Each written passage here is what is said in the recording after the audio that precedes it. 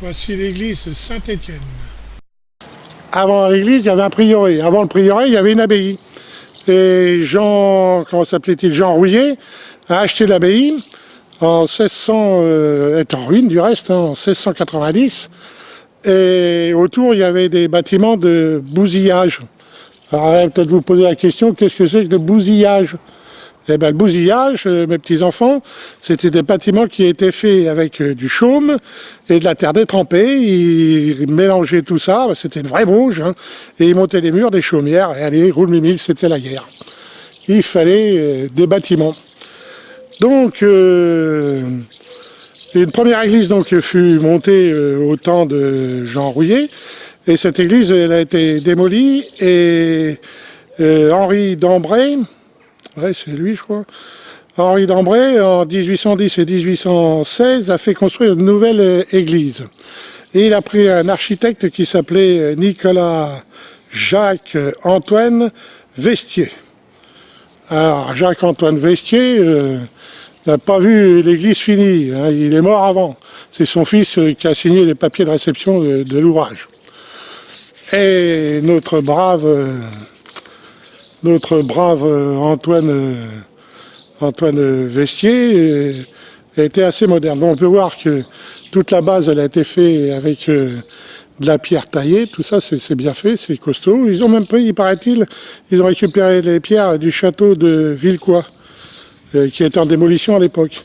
Et ensuite, le reste de tout l'édifice, c'est des moellons de calcaire. Alors, notre architecte moderne, il devait être un peu olé, hein, parce que, vous voyez, le genre, il ne veut pas faire une église comme toutes les églises que l'on voit dans les pays, il veut faire une autre chose comme un temple. Vous ne riez pas, c'est la vérité.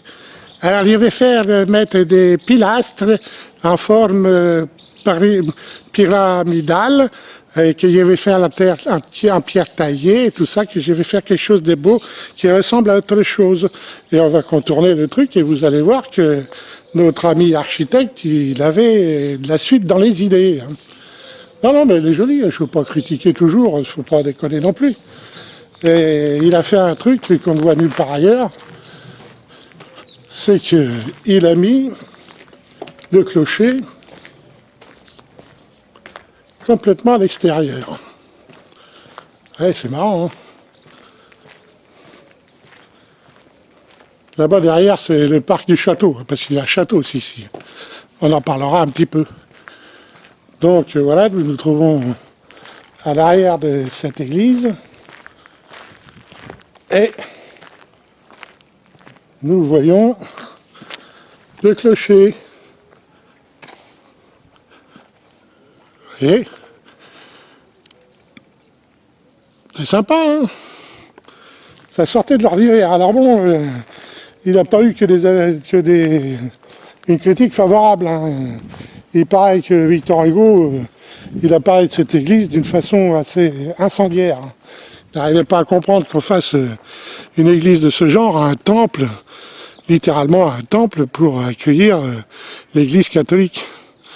Mais bon, tout se discute, hein. C'est vrai, non? En attendant, cette église est devenue presque une demeure symbolique au sein du village et ça a agrandi la puissance du sieur d'Ambray. Hein. Voilà. C'est un bâtiment unique, hein, au sein d'un petit village.